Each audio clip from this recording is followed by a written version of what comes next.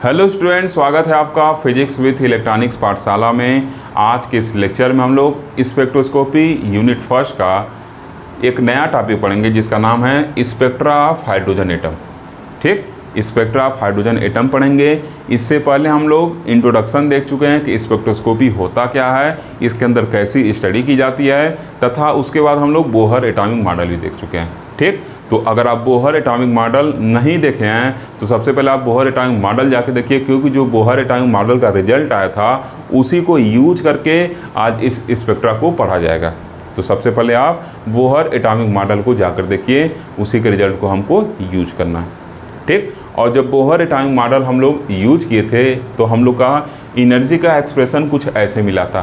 तो यहाँ से देखिए ये पूरा वैल्यू कांस्टेंट है, तो साफ साफ दिख रहा है कि जो एनर्जी है वो 1/n² के क्या है, प्रोपोर्शनल है, या n² के इनवर्सली प्रोपोर्शनल है, या 1/n² के डायरेक्टली प्रोपोर्शनल है। ठीक, तो इससे साफ साफ पता चल रहा है कि हर एक ऑर्बिट का क्या होगा, डिस्क्रीट एनर्जी होगा।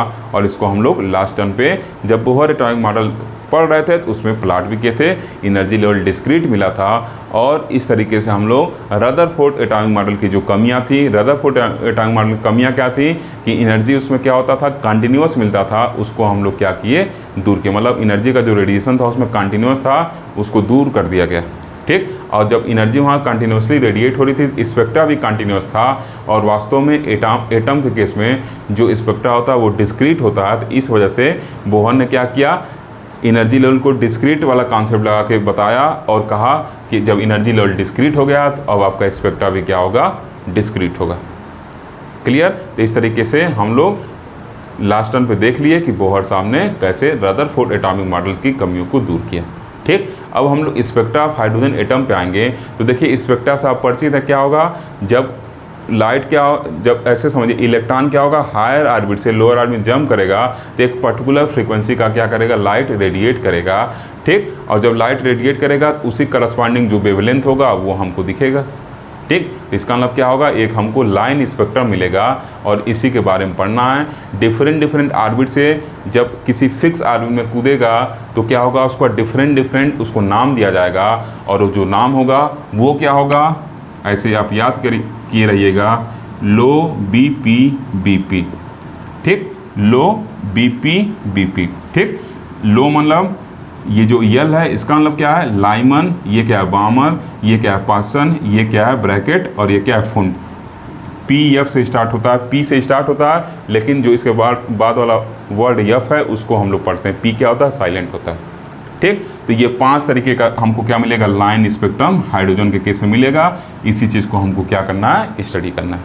ठीक, कैसे ये मिलेगा अभी आगे इसको देखा जाएगा। ठीक, तो वहाँ से आप खुद कंक्लूड कर लेंगे कि हाइड्रोजन के केस में जो स्पेक्ट्रा होता है वो एक लाइन स्पेक्ट्रा होता है और उसका अलग अलग क्या होता है, सीरीज होता है। ठीक, तो चलिए इसको स्टार्ट करने के पहले एक छोटा सा हेडिंग हम लोग पढ़ लेते हैं कि रिडबर्ग कांस्टेंट क्या होगा। तो रिडबर्ग कांस्टेंट हम लोग को पढ़ना है। तो देखिए जब कोई इलेक्ट्रॉन लिखें, if electron goes from initial state EI to final state EF, then the energy emitted by the electron is इतना। देखिए मान ले रहे हैं ये कोई ऑर्बिट है। ठीक, ये क्या एक ऑर्बिट है और एक ऑर्बिट क्या ये है। ठीक, एनर्जी जब इलेक्ट्रॉन यहाँ है उसका एनर्जी मान ले रहे हैं EI है। I मतलब क्या, इनिशियल, E मतलब क्या, एनर्जी मतलब इलेक्ट्रॉन के इनिशियल स्टेट का एनर्जी, और F मतलब फाइनल, E मतलब एनर्जी मतलब इलेक्ट्रॉन फाइनली जहाँ पहुँच गया उसका एनर्जी। तो जब ये जंप करेगा तो लास्ट टाइम हम लोग देखे थे, एक क्या करेगा, फोटॉन के बराबर एनर्जी क्या करेगा, रेडिएट करेगा। मतलब एक फोटॉन रेडिएट करेगा। और आइंस्टीन थ्योरी के अकॉर्डिंग आपको पता है कि जो फोटॉन का एनर्जी होता है Planck constant multiplied by frequency, तो क्या होगा, hν के बराबर होगा। तो इसका हम क्या लिख सकते हैं, EI - EF = hν। अब इसी इलेक्ट्रॉन पर जो फाइनल स्टेट में आया है, अगर हम एक फोटॉन के बराबर एनर्जी क्या करें, इस पर इमिट कर दें, इस पर गिरा दें, तो क्या होगा, उसको एब्जॉर्ब करके ये कूद के फिर EI वाले स्टेट में क्या हो जाएगा, पहुंच जाएगा। तो वो कैसा केस होगा, एब्जॉर्प्शन का केस होगा। इससे आप फैमिलियर हैं, लेजर में पढ़े हुए हैं। ठीक, तो अब देखिए हमको एक चीज़ और पता है कि न्यू = क्या होता है, c/λ होता है। c speed of light and λ is the wavelength of light, जो लाइट रेडिएट हो रहा है उसका वेवलेंथ।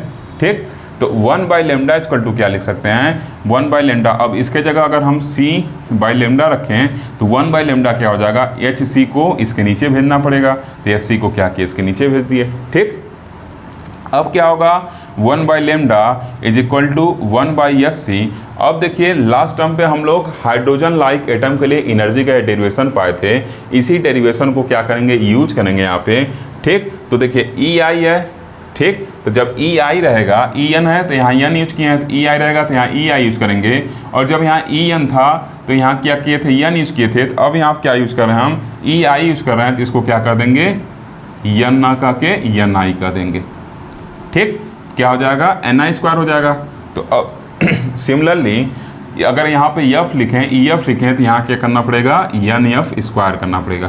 तो देखिए जब इस वैल्यू को पुट करेंगे तो दोनों टर्म में क्या होगा, ये जो मैं घेरा हूँ यहाँ पे वैल्यू वो कांस्टेंट आएगा, तो उसको बाहर लिख लिए और क्या लिख लिए, 1/ni square minus 1/nf square. ठीक, इसको हम लोग इसलिए पढ़ रहे हैं क्योंकि आगे अभी हम लोग को यूज करना है स्पेक्ट्रल लाइन ऑफ हाइड्रोजन में। ठीक, तो इसको हम लोग को क्या करना है, यूज करना है। तो अब देखिए यहाँ से क्या हो जाएगा, जब इसको आगे फिर सॉल्व किया जाएगा,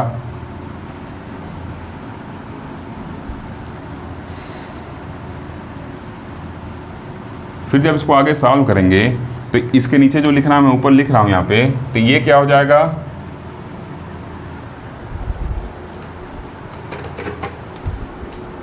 एक मिनट सही से इरेज कर दे पहले। अब देखिए इसके नीचे 1 बाई लेमडा, और ये क्या हो गया, ये पूरा वैल्यू जो है यहाँ पे माइनस साइन के साथ है, तो अगर हम ये वाला टर्म आगे कर दें और ये वाला इधर कर दें, मतलब यहाँ से अगर माइनस कॉमन ले लें तो 1 by N F square minus 1 by N I square हो जाएगा, और ये माइनस साथ मिल जाएगा, और जैसे इन दोनों का मुलाकात होगा दोनों क्या हो जाएंगे, माइनस माइनस हैं, तो मुलाकात के बाद ये पॉजिटिव हो जाएंगे।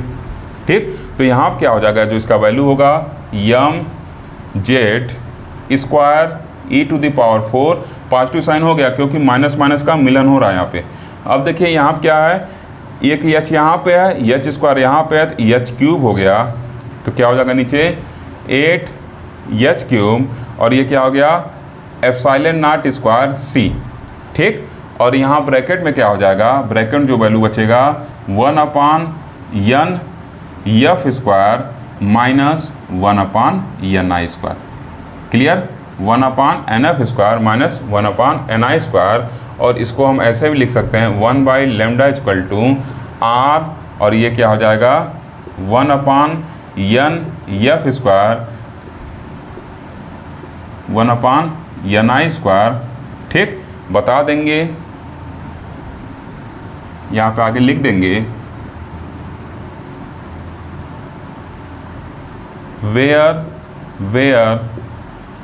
वेयर जहाँ r is equal to M Z square E to the power 4 8 H cube epsilon naught square C is equal to 1.097 into 10 to the power 7 metre inverse, comma is called Rydberg constant. यही क्या कहलाता है, Rydberg constant कहलाता है। ठीक, इस चीज़ को आप नोट कर लीजिए, इसी क्या कहेंगे, रिडबर्ग कांस्टेंट कहेंगे। ठीक, अब देखिए एक चीज़ छूट गया यहाँ पे, रिडबर्ग कांस्टेंट, ये देखिए जो r का वैल्यू होता है उसमें जेड स्क्वायर नहीं रहता है, बस ये रहता है, यम ई स्क्वायर रहता है, जेड स्क्वायर क्या रहेगा यहाँ पे एज इट इज रहेगा।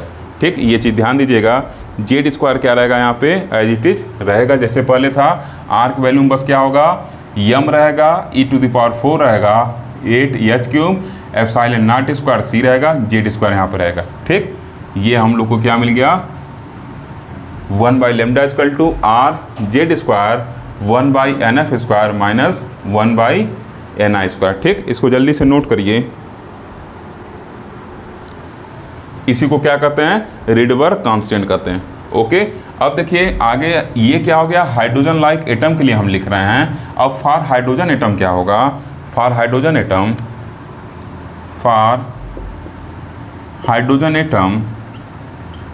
ठीक, फॉर हाइड्रोजन एटम, तो यहाँ क्या हो जाएगा, हाइड्रोजन एटम के लिए जेड का वैल्यू ऐसे लिखिए, for hydrogen atom Z equal to 1, it's implied at 1 by lambda is equal to R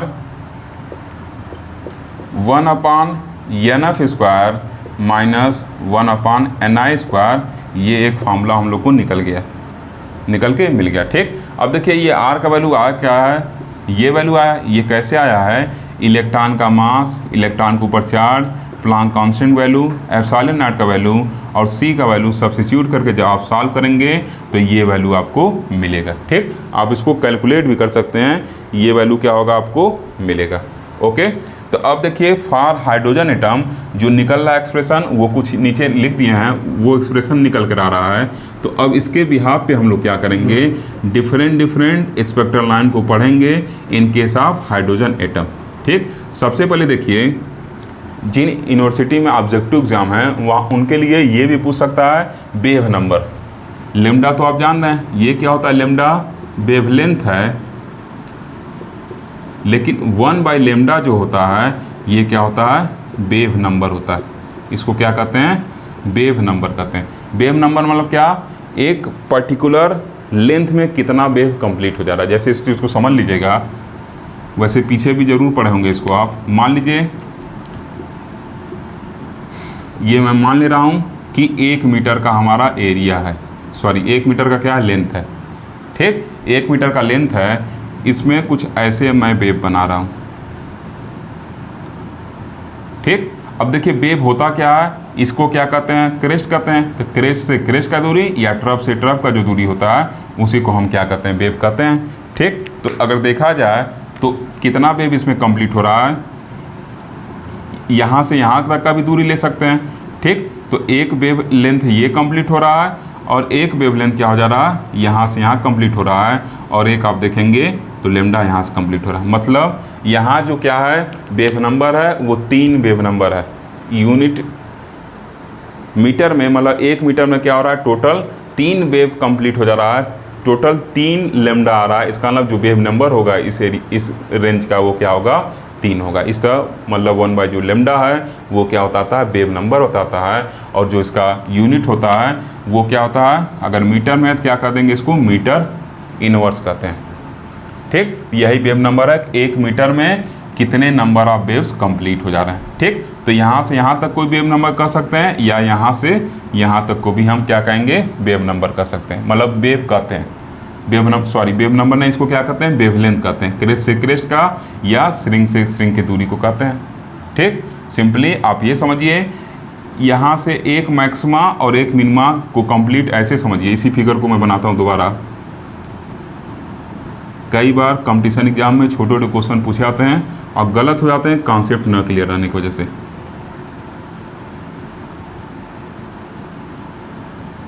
ठीक, ऐसे समझिए, 1 प्लस और 1 माइनस जो कंप्लीट हो रहा है इसी को हम क्या कहेंगे, 1 लेमडा कहेंगे। अब तो कोई डाउट नहीं होगा। फिर 1 लेमडा क्या हो जाएगा, 1 प्लस और 1 माइनस ये, और फिर 1 प्लस और 1 माइनस ये, तो 1 लेमडा यहाँ हो गया। ठीक, इसका मतलब क्या हो गया, जो 1 मीटर में टोटल नंबर ऑफ लेमडा हैं वही क्या होते हैं, वेव नंबर। मतलब 3 वेव नंबर यहाँ पे हमको मिलेंगे। और वो क्या होता है, 1 by लेमडा होता है, या किसी किसी बुक में आप देखेंगे न्यू बार करके दिखाया जाता है। ठीक, तो इससे आप फैमिलियर होंगे। जो 1 by लेमडा होगा उसको हम क्या कहते हैं, वेव नंबर कहते हैं। मतलब यूनिट लेंथ में कितने वेव कंप्लीट हो जा रहे हैं। तो अभी यूनिट लेंथ में 3 वेव कंप्लीट हुए थे, इसलिए वेव नंबर कितना होगा, 3 होगा। ठीक, अब इसके आगे नेक्स्ट सेशन में हम लोग देखेंगे कि क्या हम लोग को पढ़ना है। ओके स्टूडेंट, तो अब देखिए जो मेन टॉपिक था उस पर हम लोग आ गए, स्पेक्ट्रा ऑफ हाइड्रोजन एटम। ठीक, तो इसमें क्या लिखेंगे, according to Bohr's atomic model there are 5 known series of the hydrogen spectrum named as. 5 hydrogen spectrum series दिए थे बोहर साहब ने, जो कौन कौन सा है। पहला क्या आपका, जो पहला नाम है लाइमन, दूसरा बामर, तीसरा पासन, चौथा ब्रैकेट और 5वां फुंड। ठीक, पी क्या है यहाँ पे, साइलेंट रहता है, ये चीज़ ध्यान दीजिएगा। पी क्या रहता है, साइलेंट रहता है। याद करने तरीका क्या, L stands for low, B P B P, मतलब low B P B P. ठीक, ये एक सीरीज है, टेक्निक है इसको याद करने का, लो बी पी बी पी। ठीक, अब देखिए सबका क्या होता है, एन एफ फिक्स रहता है। इसका जो एन एफ होगा 1 होगा, इसका जो एन एफ होगा 2 होगा, इसका जो एन एफ होगा 3 होगा, इसका जो NF होगा 4 होगा और इसका जो NF होगा 5 होगा। मतलब इलेक्ट्रॉन का ट्रांजिशन किस स्टेट में, इलेक्ट्रॉन किस स्टेज में गिरेगा, किस स्टेट में गिरेगा वो फिक्स रहता है। तो लाइमन सीरीज के केस में इलेक्ट्रॉन जो होता है फर्स्ट ऑर्बिट में गिरता है, इसलिए NF1। बामर सीरीज के केस में जो इलेक्ट्रॉन होता है वो जम करके दूसरे ऑर्बिट में आता है, इसलिए NF=2 रहता है। और पासन की सीरीज के केस में NF=3, मतलब तीसरे ऑर्बिट में इलेक्ट्रॉन क्या होता है, ऊपर से जंप होकर आएगा। ठीक, ऊपर से जंप होगा, क्योंकि हम क्या करा रहे हैं, इमिशन पढ़ रहे हैं ना, तो हमेशा क्या होगा, ऊपर से ही आएगा।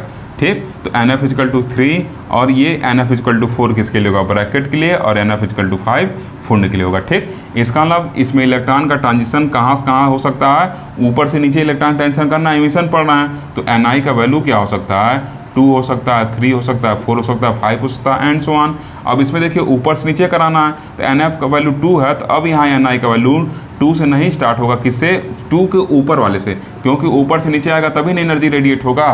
तो इसका मतलब 2 के ऊपर वाला कौन सा है, 3 से भी हो सकता है, 4 से भी हो सकता है, 5 से भी हो सकता है, एंड सो ऑन। ठीक, आगे 6, 7, 8 इनफाइनाइट से भी हो सकता है। ठीक, अब इस केस में जो Ni का वैल्यू होगा, मतलब इलेक्ट्रॉन कहाँ कहाँ से ट्रांजिशन करके इस स्टेट में आ सकते हैं, तो 3 है तो 3 के ऊपर से स्टार्ट होगा, तो 4, 5, 6 ऐसे जाएगा। ऐसे ही देखिए यहाँ पे जो Ni होगा क्या होगा, 5, 6, 7 जाएगा, dot dot dot so on infinite तक जाएगा। ऐसे इस केस में जो Ni होगा ये क्या होगा, 6, 7 अर्थ ऐसे से क्या होगा, बढ़ेगा। ये सब चीज़ें आपको याद रहनी चाहिए, अगर ऑब्जेक्टिव एग्जाम होता है तो उसमें आपके लिए काफ़ी हेल्पफुल होंगी। साथ साथ आपको नेक्स्ट ईयर अगर MSc फिजिक्स करना चाहते हैं किसी भी यूनिवर्सिटी, किसी भी IIT, किसी भी NIT, किसी भी आइजर, किसी भी नाइजर या जेस्ट के थ्रू, तो उसके लिए आपके लिए काफ़ी इंपॉर्टेंट है। या अगर आप फॉरेन से भी MSc करना चाहते हैं, PhD करना चाहते हैं, तब भी ये सब क्वेश्चन आपके लिए इम्पॉर्टेंट है, पूरा 3rd ईयर का फिजिक्स। ठीक, आपके पास चांस है, आप फॉरेन से भी MSc कर सकते हैं। ठीक, अब देखिए यहाँ पे क्या होगा, यहाँ पे अब हम लोग एक एक सीरीज को डिटेल में पढ़ेंगे कि कौन सा सीरीज कैसे बनेगा। ठीक, तो क्या लिखे हैं, अब फर्स्ट सीरीज का जो नाम है उसको यहाँ लिख लिया, क्या, लाइमन सीरीज। ठीक, तो इसके बाद कॉपी में यहाँ से लिखिएगा, बोर्ड छोटा है इस वजह से लाइन खींच खींच करके कई पार्ट में बताना पड़ता है। ओके, तो अब देखिए लाइमन सीरीज जो है, लाइमन सीरीज क्या है, when electron jumps from Ni=2, 3, 4 and so on 6, 7, 8, जितना मन करे बैठ के लिखते रहिए, काफ़ी भर डालिए, क्योंकि वो तो इनफाइनाइट तक होगा, कई काफ़ी भर जाएगा लेकिन इनफाइनाइट पहुँच नहीं पाएंगे। तो 2 NF=1।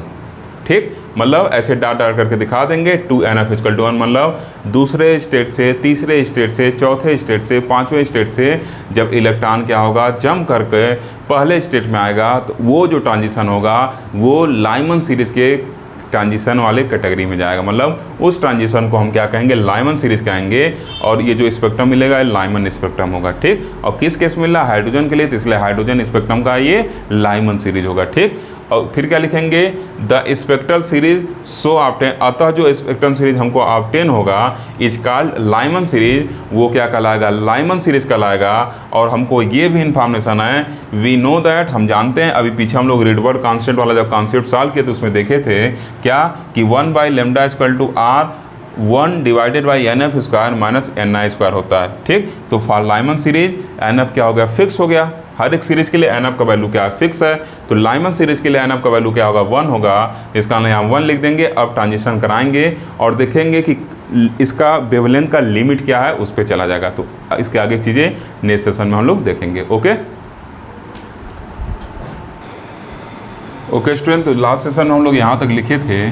ठीक, अब इसमें आप Ni का वैल्यू कहाँ शुरू होगा, 2, 3, 4 अलग अलग पुट करके अलग अलग वेवलेंथ कैलकुलेट कर सकते हैं कि अगर दूसरे ट्रांजिशन मतलब दूसरे एनर्जी लेवल से पहले एनर्जी लेवल में इलेक्ट्रॉन जंप करेगा तो उसका वेवलेंथ कितना होगा, वो किस सीरीज में जाएगा, लाइमन सीरीज में जाएगा। ये सब लाइमन सीरीज, अब 1 फिक्स कर दिया NF=1 है, तो जितने भी ट्रांजिशन होंगे हायर स्टेट से वो सब लाइमन सीरीज में जाएंगे। तो ऐसे आप कैलकुलेट कर सकते हैं। ठीक, ऐसे जब आप कैलकुलेट करते हुए जाएंगे इन्फिनिटी पे पहुंचेंगे, तो इन्फिनिटी जब पहुंचते हैं तो Ni=इनफाइनाइट पे जो वेवलेंथ मिलता है उसी को सीरीज लिमिट वेवलेंथ कहते हैं। और वो वेवलेंथ क्या होता है, सबसे स्मॉलेस्ट वेवलेंथ होता है। इस चीज़ को आप ऐसे समझिएगा, मान लीजिए आपने ये पढ़ा हुआ है कि जैसे से हम क्या करते हैं, ऑर्बिट से दूर जाते हैं, जैसे से न्यूक्लियस से दूर जाते हैं, न्यूक्लियस से बाहर जाते हैं, तो जैसे जैसे हायर ऑर्बिट में जाएंगे तो क्या होता है, एनर्जी मैक्सिमम होता है। तो हायर ऑर्बिट के करस्पॉन्डिंग जो एनर्जी स्टेट है वो क्या रखेगा, मैक्सिमम एनर्जी रखेगा। ठीक, उसका एनर्जी क्या होगा, मैक्सिमम होगा। एनर्जी लेवल डायग्राम हम लोग पिछले वीडियो में जब प्लॉट किए थे देखे हुए थे कि ऊपर जैसे जैसे बढ़ रहे थे एनर्जी क्या हो रहा था, मैक्सिमम हो रहा था। तो जाहिर सी बात है जब एनर्जी मैक्सिमम होगा तो E इक्वल टू क्या होता है, SC/λ होता है। तो जब E आपका क्या होगा, मैक्सिमम होगा तो लेमडा उस टाइम क्या होगा, मिनिमम होगा। उस चीज़ का प्रमाण भी देखिए यहाँ से मिल रहा है कि जैसे इन्फाइनाइट पे क्या होगा, ऑर्बिट से हम न्यूक्लियस से दूर ऑर्बिट में चलते हैं, जब न्यूक्लियस से दूर बढ़ते जाते हैं ऑर्बिट में तो क्या होता है, एनर्जी मैक्सिमम होता है। तो एनर्जी जब मैक्सिमम होगा तो इस रिलेशन से आप देख सकते हैं कि वेवलेंथ वहाँ पे मिनिमम होगा, और उसी स्मॉलेस्ट वेवलेंथ को हम क्या कहते हैं, सीरीज लिमिट वेवलेंथ कहते हैं। ठीक, तो क्या लिखे हैं, the lines comes from infinite defines the series limit wavelength. जो लाइन इन्फाइनाइट मतलब इन्फाइनाइट से जब इलेक्ट्रॉन का ट्रांजिशन होगा पहले वाले स्टेट में तो क्या होगा, 1/λ इन्फाइनाइट लिख दिया। ठीक, इन्फाइनाइट से आ रहा है उस चीज़ को बताने के लिए λ इन्फाइनाइट लिख दिए, इक्वल टू R। अब 1/1 स्क्वायर को 1 लिख सकते हैं, -1/इनफाइनाइट। तो 1/λ इन्फाइनाइट इक्वल टू R क्या है, रीड पर कॉन्स्टेंट है OR। λ infinite equal to 1/R हो सकता है। और λ इन्फाइनाइट का वैल्यू कितना होगा, तो रीड पर कॉन्स्टेंट का वैल्यू अगर हम सब्स्टिट्यूट करते हैं जो किसके बराबर है, 1.097 × 10⁷ मीटर इनवर्स था। यहाँ क्या था आपका, मीटर इनवर्स था। ठीक, अभी हम लोग लास्ट सेशन डिफाइन किए थे। तो लेमडा इन्फाइनाइट क्या हो जाएगा, लगभग 10⁻⁸ हो जाएगा। ठीक, तो 10⁻⁸ मीटर हो जाएगा। ठीक, तो इसी सीरीज लिमिट वेवलेंथ को ही क्या कहते हैं, हम स्मॉलेस्ट वेवलेंथ कहते हैं, क्योंकि इन्फाइनाइट वाले ऑर्बिट में क्या होगा, एनर्जी मैक्सिमम होगा तो उसके करस्पॉन्डिंग जो वेवलेंथ होगा वो क्या होगा, सबसे स्मॉलेस्ट होगा। बाकी अगर इससे अलावा जो वेवलेंथ होंगे वो सब के सब क्या होंगे, इससे बड़े होंगे, क्योंकि इन्फाइनाइट, अब इन्फाइनाइट बात कर लिए तब इन्फाइनाइट से नीचे ही हम बात करेंगे। तो जो भी वेवलेंथ होगा अब इससे वो बड़ा ही होगा।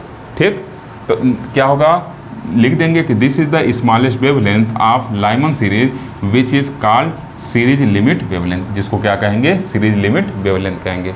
क्लियर, देखिए कितना आसान टॉपिक है। अब नेक्स्ट सेशन में बाकी हम लोग सीरीज को डिस्कस करेंगे, उसके बाद हमने वीडियो को फिनिश कर देंगे।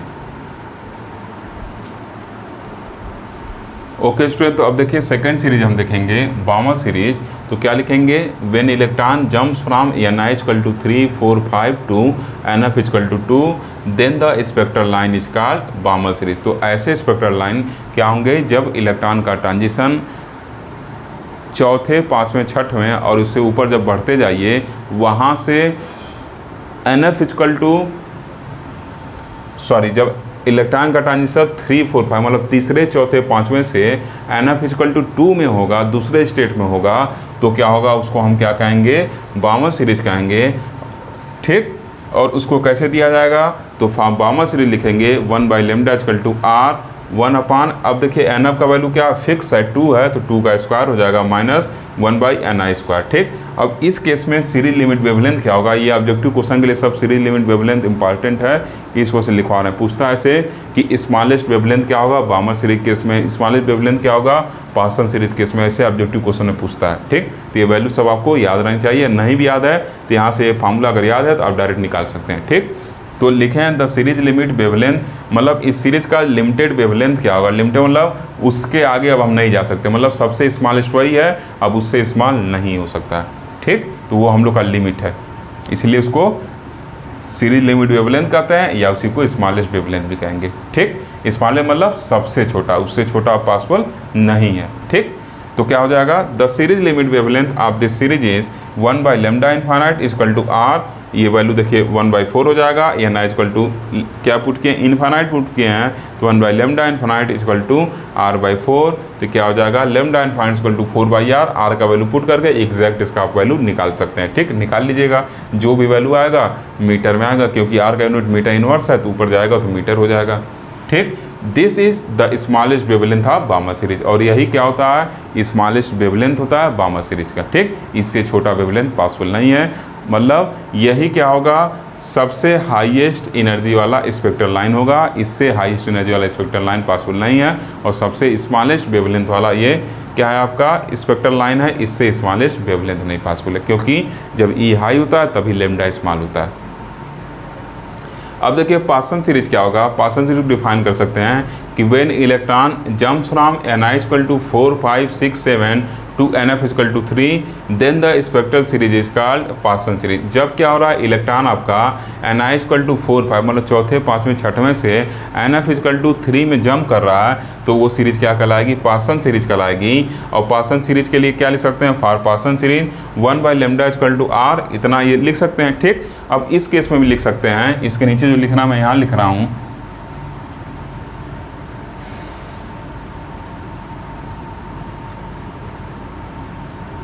ठीक। अब इस केस में भी सीरीज लिमिट वेवलेंथ लिख सकते हैं, तो लिखेंगे द सीरीज लिमिट वेवलेंथ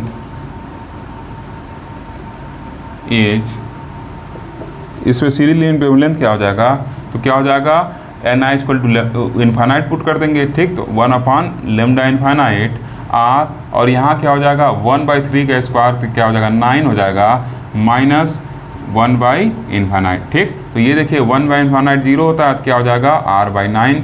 तो यहाँ से λ इन्फानाइट का वैल्यू क्या हो जाएगा 9/r। यही क्या होगा, स्मॉलेस्ट वेवलेंथ होगा किसका, पासन सीरीज का। लिख देंगे this is the smallest wavelength, this is the smallest wavelength of पासन सीरीज। पासन सीरीज का क्या होगा, यह स्मॉलेस्ट वेवलेंथ होगा, इससे स्मॉल वेवलेंथ पॉसिबल नहीं है। ठीक, 2 सीरीज और बचा है, उसको भी देखेंगे, तब फिर हम लोग अपना वीडियो फिनिश कर देंगे। ओके स्टूडेंट, अब हम लोग ब्रैकेट सीरीज देखेंगे क्या होगा। तो जब इलेक्ट्रॉन क्या होगा, लिखा गया है when the electron jump from Ni equal to 5 6 7 to NF equal to 4 then the series is called Brackett series. तब सीरीज क्या कहलाएगा, ब्रैकेट सीरीज कहलाएगा। कॉल छूट गया, लिख लीजिएगा। और फॉर ब्रैकेट सीरीज ये हो जाएगा value NF equal to 4 put कर देंगे, तो 4 का स्क्वायर हो गया, और सीरीज लिमिट वेवलेंथ क्या हो जाएगा 16/r हो जाएगा, और बता देंगे this is the smallest wavelength of Brackett series. Okay, कुछ नहीं है, देखिए बस put the value and get the answer. ठीक, इसी तरीके से जो लास्ट सीरीज, अब देखिए जब चौथे नंबर का सीरीज यूज करेंगे तो NF इक्वल टू 4 रहेगा, पाँचवें का नंबर का सीरीज यूज करेंगे तो NF इक्वल टू 5 रहेगा, पहले नंबर का यूज करेंगे तो NF इक्वल टू 1 रहेगा। ऐसे अपने दिमाग में सेट कर लीजिएगा, लो BP। ठीक, 2 बार BP लिखना है और ऊपर यल लिख देना, मतलब लो। ऐसे दिमाग में कोई टेक्निक बना के याद रखे रहेगा ताकि कन्फ्यूजन ना हो। और पहले नंबर का रहेगा तो NF इक्वल टू 1, दूसरा सीरीज यूज करेंगे तो NF इक्वल टू 2, तीसरा यूज करेंगे NF इक्वल टू 3, चौथा यूज करेंगे NF इक्वल टू 4, पाँचवा और लास्ट वाला सीरीज यूज करेंगे NF इक्वल टू 5 पुट करेंगे, बस सीरीज मिल जाएगा। आसानी से आप न्यूमेरिकल भी कैलकुलेट कर लेंगे। ठीक, अभी न्यूमेरिकल 2 देंगे आपको सॉल्व करने के लिए। अब देखिए पी फुंड सीरीज क्या होगा। ठीक, पी साइलेंट है। ठीक, तो अपने दिमाग में फुंड रखिएगा, लेकिन ये जरूर दिमाग में एक चीज़ रखिएगा कि पी से शुरू होता है, इसीलिए BP वाला वर्ड मैं यूज किया हूँ। ठीक, ताकि दिमाग में सेट रहे। तो इसको क्या कहेंगे, फुंड सीरीज कहेंगे, जहाँ पी क्या साइलेंट है। तो अब क्या लिखा जाएगा, when electron jumps from Ni equal to 6 7 8 to NF equal to 5 then the spectral series is called Pfund series. और फॉर फुंड सीरीज ये हो जाएगा value NF equal to 5 put कर देंगे। तो therefore series limit wavelength, series limit मतलब smallest wavelength जो इस केस में निकल के आएगा वो 25/r आएगा। एंड दिस स्मॉलेस्ट वेवलेंथ आप पी फुंड सीरीज। ठीक, पी फुंड इसलिए पढ़ रहा हूँ ताकि पी कहीं आपको एग्जाम मिस ना करे। ठीक, फुंड भी आप पढ़िए, अगर लगता है मिस नहीं होगा तो आप फुंड उसको पढ़िए। ठीक, तो क्या लिखेंगे, smallest wavelength of Pfund series which is called series limit wavelength. ये क्या कहलाता है, सीरीज लिमिट वेवलेंथ कहलाता है। तो इस तरीके से टोटल 5 स्पेक्ट्रल सीरीज मिलती है, उसको हम लोग देख लिए। अब एनर्जी लेवल डायग्राम पे इसको दिखाया जाएगा और 2 न्यूमेरिकल आपको सॉल्व करने देंगे, उसके बाद ये वीडियो फिनिश कर देंगे। ओके स्टूडेंट, तो देखिए अब लिखे हैं कि the spectral series are illustrated in terms of energy level diagram as shown below. अगर एनर्जी लेवल डायग्राम पे इन सीरीज को दिखाना चाहे तो कैसे इसको दिखाया जाएगा, उस चीज़ को रिप्रेजेंट किया गया। ठीक, तो सबसे पहले n equal to 1, n equal to 3, n equal to 4, n equal to 5 ऐसे करके इधर बना लिए हैं और सबके करस्पॉन्डिंग एनर्जी कैलकुलेट कर लिए हैं। कैसे एनर्जी कैलकुलेट होगा, लास्ट टाइम बताए थे, सिखाए थे इसको कैलकुलेट करना। E इक्वल टू क्या होता है, -13.6 अपान एन स्क्वायर ई भी होता है। ठीक, तो एन का वैल्यू 1 2 3 पुट कर दिया, ये एनर्जी लेवल का वैल्यू आपको मिलते जाएगा। आप देख रहे हैं जो फर्स्ट एनर्जी लेवल है, फर्स्ट दो एनर्जी लेवल, इसमें गैप क्या है, ज़्यादा है, लगभग 10 पॉइंट का अंतर है, इस वजह से इसका गैप ज़्यादा बनाए हैं। इसमें देखिए डिफरेंस क्या कम है, लगभग 1.5 के आसपास डिफरेंस इसलिए कम है। इसमें डिफरेंस और छोटा है, इसलिए एनर्जी क्या हो गई है, जो एनर्जी लेवल है वो क्लोजर होते चली गई हैं और एक टाइम ऐसा आएगा आपस में कोलैप्स होते चल जाएंगे। ठीक, इसका वैल्यू आप कैलकुलेट करके लिख लीजिएगा किसके करस्पॉन्डिंग कितना वैल्यू होगा। ओके, अब देखिए हमको पता है कि लाइमन सीरीज कब मिलेगा, जब क्या हो, एन एफ का वैल्यू जो हो क्या हो 1 हो। तो एन एफ का वैल्यू 1 है, मतलब एन इक्वल टू 1। ठीक, तभी ना एन एफ का वैल्यू 1 आएगा, जहाँ एन इक्वल टू क्या करेंगे 1 पुट करेंगे, मतलब जब फर्स्ट आर्बिट में ट्रांजिशन होगा ऊपर वाले आर्बिट से तो लाइमन सीरीज मिलता है। तो देखिए इसको एरो से दिखा दिए हैं। ठीक, पहले से दूसरे से तीसरे, मतलब ऐसा जब ट्रांजिशन होगा तो क्या होगा, हमको लाइमन सीरीज मिलेगा। और इस ट्रांजिशन के दरमियान जो रेडिएशन होता है वो अल्ट्रा वायलेट रीजन में होता है, मतलब जब पहले आर्बिट में या फर्स्ट एनर्जी लेवल पर इलेक्ट्रॉन जंप करेंगे हायर एनर्जी लेवल से तो वो सीरीज क्या बनेगी, लाइमन सीरीज बनेगी। और उस दरमियान जो रेडिएशन होगा वो रेडिएशन आपका अल्ट्रा वायलेट रीजन में होगा। अगर ईएम वेव स्पेक्ट्रम आप पढ़े हैं इंटर में तो आपको ये चीज़ समझ में आ रहा होगा कि अल्ट्रा वायलेट मैं कहाँ से बोल रहा हूँ। ठीक, तो ये क्या होगा, जो इसका रेडिएशन होगा अल्ट्रा वायलेट रेडिएशन होगा। सिमिलरली जो बामन सीरीज होगा, बामन सीरीज में क्या होगा, जो एन एफ का वैल्यू होता है 2 होता है, तो इस वजह से 2 में ट्रांजिशन होगा हायर एनर्जी स्टेट से। और इस दरमियान जो एनर्जी क्या होगा, रेडिएट होगा, वो क्या होगा, विजिबल रीजन में रहेगा, मतलब जो एनर्जी रेडिएट होगा उसका जो वेवलेंथ वगैरह रहेगा वो विजिबल लाइट के वेवलेंथ के रीजन में रहेगा। ठीक, और फिर जब फासन सीरीज आएगा तो उस दरमियान क्या होगा, एन का जो वैल्यू है वो 3 रहेगा, मतलब तीसरा वाले स्टेट में आता है, अभी हम पीछे सब देखे हैं। और हाई एनर्जी से जंप करके आएगा और वो इंफ्रारेड रीजन में रहेगा, ऐसे ब्रैकेट वाला है। एन इक्वल टू 4 रहता है एन एफ का वैल्यू, तो एन इक्वल टू 4 में जंप करेगा। और फुंड वाला क्या होता है, एन इक्वल टू 5 रहता है, तो एन इक्वल टू 5 में ये भी आएगा। और ये तीनों क्या होते हैं, इंफ्रारेड रीजन के लाइट को क्या करते हैं, इमिट करते हैं। ठीक, अब बाकी इनफाइनाइट वाले ट्रांजिशन को देखिए, डॉटेड लाइन, इनफाइनाइट वाला स्टेट भी डॉटेड लाइन से दिखाए हैं और इनफाइनाइट वाला जो ट्रांजिशन है उसको भी डॉटेड लाइन से दिखाए हैं। ठीक, क्योंकि इन्फिनिटी तक तो हम लोग पहुँच नहीं सकते, बस एक कल्पना करते हैं तो कल्पना को डॉटेड लाइन से दिखा दिए। ठीक, तो ये क्या था, आपका स्पेक्ट्रम था। इसको स्क्रीनशॉट ले लीजिए या इसको आप बना लीजिएगा बेटर है। और ये एनर्जी लेवल का वैल्यू भी कैलकुलेट कर करके बगल में लिख लीजिएगा। ठीक, तो ये हम लोग को स्पेक्ट्रल लाइन मिलती है। हाइड्रोजन स्पेक्ट्रम के केस में डिफरेंट सीरीज, एक सीरीज ये, एक सीरीज ये, एक सीरीज ये, एक सीरीज ये, मतलब टोटल 5 होती हैं। होती तो वास्तव में 6 हैं, लेकिन 5 ही आपके सिलेबस में हैं, तो टोटल क्या होती हैं, 5 स्पेक्ट्रम हम लोग इसमें पढ़े हैं। ठीक, अब 2 न्यूमेरिकल मैं आपको असाइनमेंट दे रहा हूँ, आप उसको सॉल्व करने की कोशिश करिएगा। ओके स्टूडेंट, 2 न्यूमेरिकल आपको असाइनमेंट दे रहा हूँ, काफ़ी ईजी न्यूमेरिकल हैं। पहला क्या है, the series limit wavelength of Balmer series for series limit wavelength of Balmer series of hydrogen spectrum के लिए निकालना है। फिर से क्वेश्चन रिपीट कर रहा हूँ, कह रहा the series limit wavelength of Balmer series of hydrogen spectrum दिया है, सीरीज लिमिट वेवलेंथ दिया है और कह रहा है रिडबर्ग कांस्टेंट निकालिए। ठीक, और रिडबर्ग कांस्टेंट का वैल्यू कैलकुलेट करने के लिए कह रहा है, तो आपको फार्मूला पता है, फार्मूला वैल्यू पुट करिएगा, वहाँ से आंसर आ जाएगा। ठीक, सेकेंड न्यूमेरिकल क्या कर रहा है, calculate the wavelength of the first line and the series limit of Pfund series for hydrogen spectrum where Rydberg constant का वैल्यू दिया है।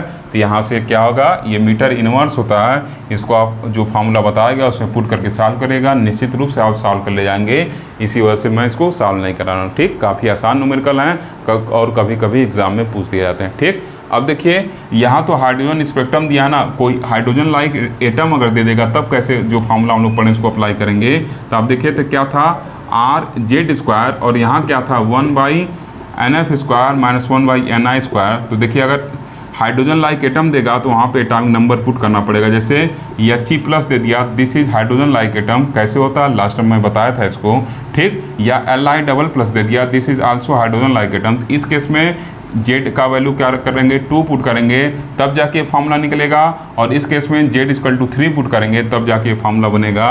तो हाइड्रोजन लाइक एटम के लिए ये फार्मूला होता है, अभी कराए थे, तो उसमें Z का वैल्यू भी पुट करना पड़ेगा। तो अगर एग्जाम में ऐसे दे दे He+ स्पेक्ट्रम, हाइड्रोजन स्पेक्ट्रम में He+ स्पेक्ट्रम दे दे, तो आपको क्या करना पड़ेगा, Z² यूज करना पड़ेगा, और Z² का वैल्यू 2, Z² की जगह जेड स्क्वायर यूज़ करना पड़ेगा और जेड की जगह 2 वैल्यू रख के तब सॉल्व करना पड़ेगा। तो ये चीज़ ध्यान रखिएगा, अगर क्वेश्चन बदलता है तब भी आप सॉल्व कर ले जाएँ अगर ये फार्मूला आपके दिमाग में रहे तो। ठीक, ऐसे एल आई डबल प्लस दे देगा तो जेड स्क्वायर टू 3 पुट करना पड़ेगा। और ये हाइड्रोजन लाइक एटम है, ये आपको पता है, समझाया था लास्ट टर्म पे। ठीक, क्लियर है। हर एक वीडियो को सीरीज वाइज देखा करिए, क्योंकि हर एक लेक्चर में सब कुछ समझाना पॉसिबल नहीं है, नहीं तो हर एक लेक्चर 2-2 घंटे का बनेगा। ठीक, इस वजह से सीरीज वाइज देखेंगे तो सब कुछ क्लियर रहेगा। ओके, अगर आपको वीडियो अच्छा लगा आज का तो लाइक करिए, शेयर करिए, तथा अभी तक अगर आपने चैनल सब्सक्राइब नहीं किया है तो सब्सक्राइब भी करिए। Thank you for watching.